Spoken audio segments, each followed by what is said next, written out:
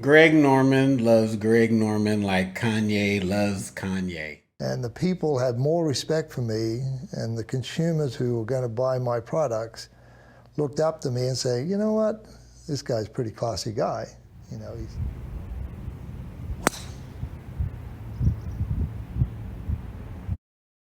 Welcome and welcome back to Par for the Course. I first shot this video about 2 months ago when everything with Greg Norman and the Saudi Golf League blew up at the Genesis Invitational and just really think everything was swirling.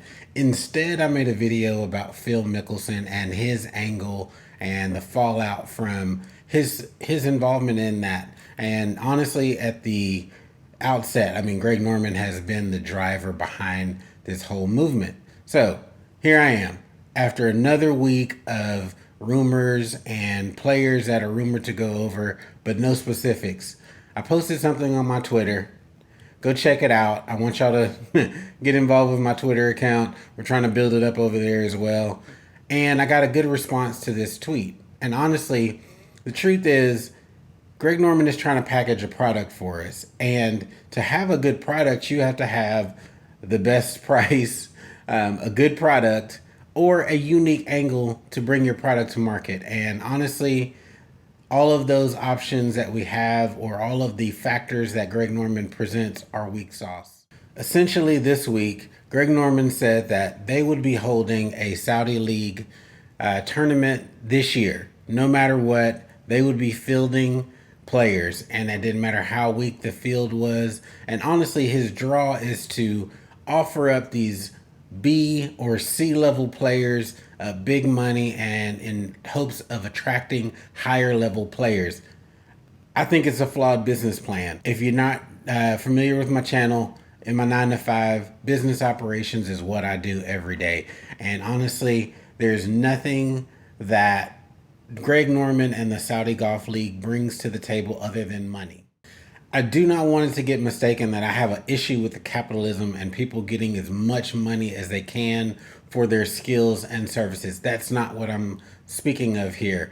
I'm speaking about the logistics that we have had no details, no TV partners, no streaming partners announced for this. So are we trying to make money, or are we trying to support some other objective for the Saudis and Greg Norman? Because as it relates to a product, as you compare it to the PGA Tour, what does the Saudi Golf League offer other than big paychecks? That is all that we are seeing at this point. And honestly, I don't know how that holds muster beyond a couple of seasons and a couple of big payouts. But in terms of eyes, you have some people rumored, Bubba Watson, who refuted that, Kevin Na, bye, Lee Westwood, I love watching him, but well past his prime, and a handful of others. Ian Poulter, that's another name that was mentioned this week. And honestly, these aren't people that I'm turning on the TV to watch. If they're on, cool. But I'm not going out and seeking their coverage on TV. So again, what does the Saudi Golf League hold? You have people tweeting like Scott Hind, who played on the Asian Tour, Euro Tour, super long guy, not exciting to watch, talking about how he would be in there and overnight if he got the call up. Cool. Peace out. Go. Enjoy yourself. But those aren't players that we are all clamoring to watch.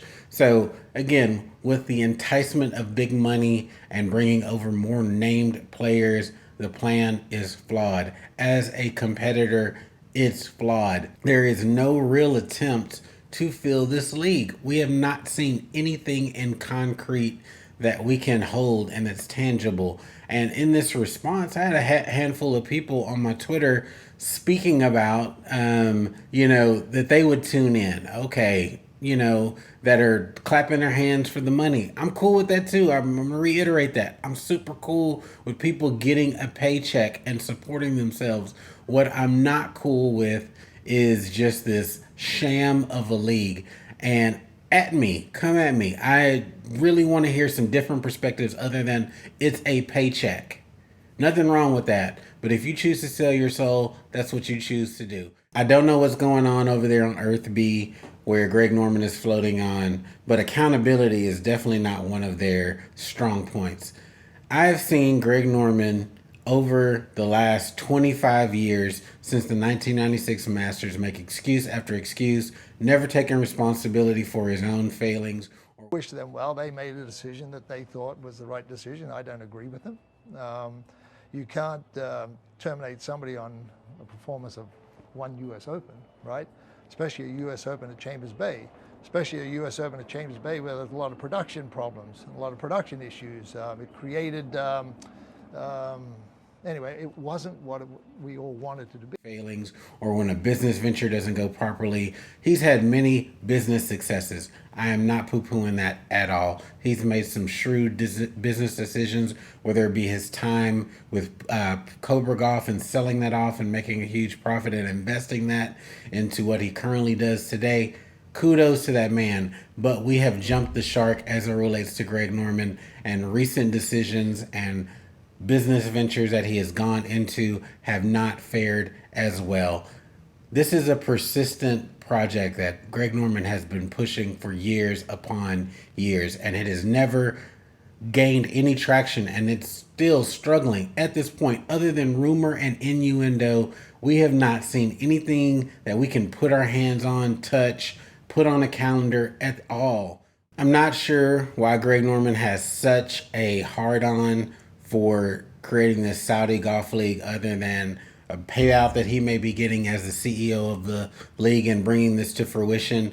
But he's got huge investments over into the Asian Tour. I'm not sure why they don't pour more resources in making that the competitor. It's already established.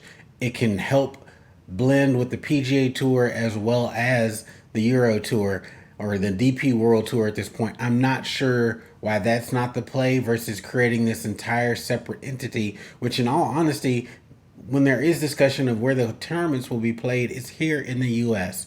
So look, if I'm dead ass wrong on this, please tell me. I really want to know where I may be missing it. Again, I'm all for capitalism. Am I all for unfettered, just ridiculous capitalism? Probably not. So again, I want a real product if you have a real product to offer. So get down in the comments. Tell me what you think. I don't think this is the end of this story.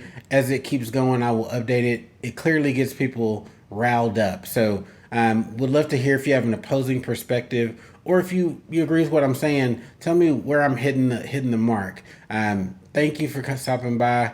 Go ahead and hit subscribe. We'll catch you on the next one. See you later.